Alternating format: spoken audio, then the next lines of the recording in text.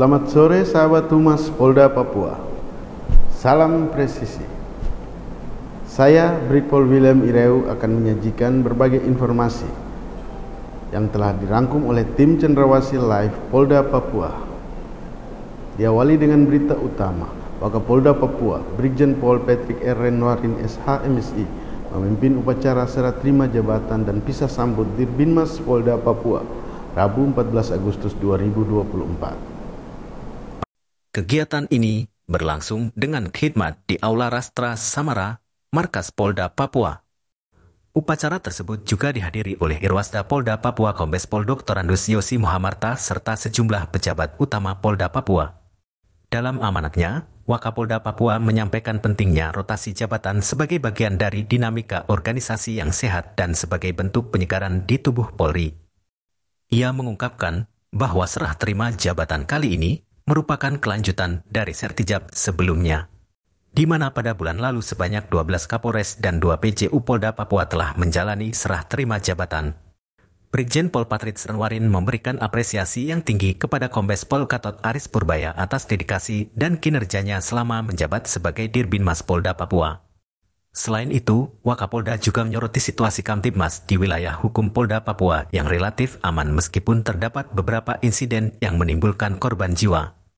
Namun, ia memastikan bahwa kondisi tersebut tidak mengganggu aktivitas masyarakat dan pemerintahan.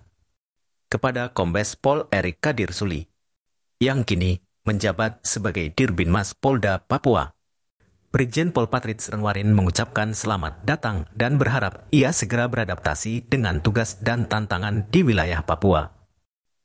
Wakapolda Papua, Brigjen Pol Patrick R. Renwarin SH MSI secara resmi membuka kegiatan sosialisasi Astina Polri, Sistem Digitalisasi Informasi dan Pengarsipan Berbasis Elektronik SDI PBE pada Rabu 14 Agustus 2024. Acara ini berlangsung di ballroom lantai 5 Hotel Fox yang terletak di Jalan Dr. Sutomo, Kota Jayapura, Papua.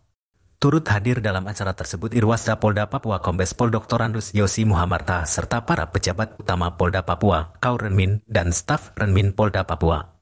Dalam sambutannya, Wakapolda Papua menekankan pentingnya transformasi digital dalam pengelolaan arsip yang selama ini masih berbentuk dokumen fisik.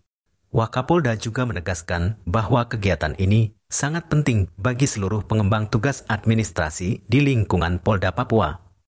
Ia berharap sosialisasi ini tidak dianggap sepele dan mendorong peserta untuk segera bertanya kepada pembina fungsi jika ada hal yang kurang dipahami. Ia menyampaikan bahwa digitalisasi administrasi adalah tuntutan zaman yang harus diadopsi oleh seluruh lembaga pemerintah termasuk Polri. Wakapolda menambahkan, aplikasi Astina merupakan implementasi dari sistem pemerintahan berbasis elektronik yang menjadi arahan langsung dari Presiden RI. Dengan digelarnya sosialisasi ini, Polda Papua menunjukkan komitmennya untuk terus mengikuti perkembangan teknologi dan memastikan bahwa administrasi di lingkungan Polri semakin efisien dan modern. Kegiatan ini diharapkan dapat memberikan pemahaman yang mendalam bagi seluruh peserta agar digitalisasi dapat diimplementasikan dengan baik dan optimal di seluruh jajaran Polda Papua. Persoalan-persoalan ini kemudian menjadi pembicaraan di dalam raker ini yang disampaikan oleh para Kasatun Polda ke Pak Kasatun Mabes Polri selaku pembina insi. Kemudian dicarikan solusi bagaimana caranya. Akhirnya ditemukanlah beliau-beliau yang ada yang dari perusahaan vendor. Mereka inilah yang kemudian menciptakan aplikasi, entah diciptakan sendiri atau bagaimana nggak tahu. Aplikasi itu yang kemudian nanti akan kita dengar bersama dalam kegiatan sosialisasi hari ini. Wakapolda Papua, Brigjen Pol Patrick Renwarin SH MSI memimpin kegiatan pembinaan, penanggulangan, dan pencegahan radikalisme serta intoleransi bagi pegawai negeri di lingkungan Polri tahun anggaran 2024 pada Senin 12 Agustus 2020.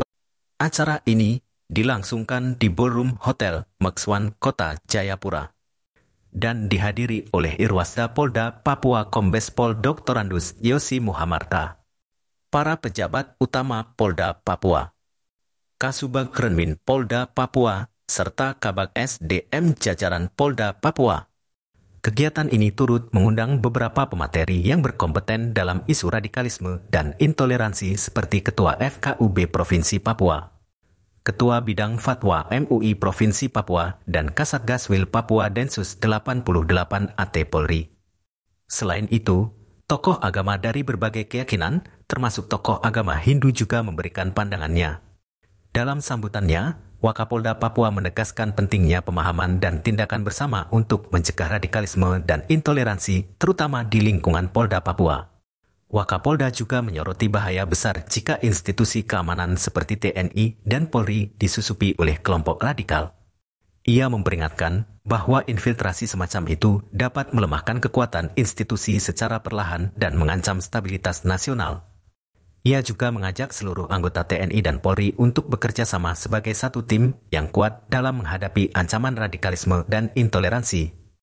Menurutnya, jika institusi mulai keropos dari dalam, tidak akan lama sebelum elemen lainnya juga runtuh. Yang diharapkan dari kegiatan ini buat rekan-rekan sekalian hanya dua.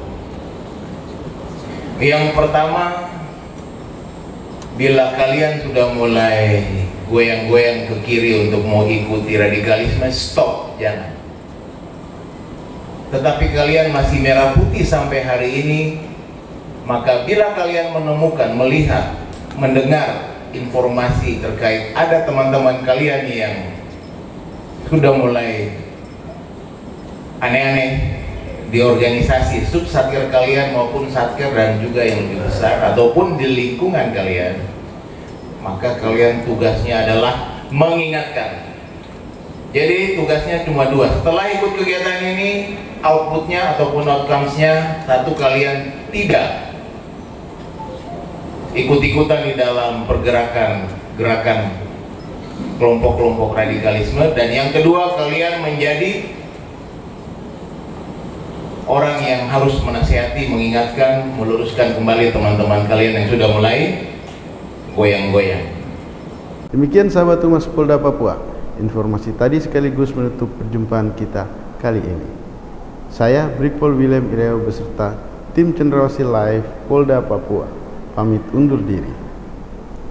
Salam presisi.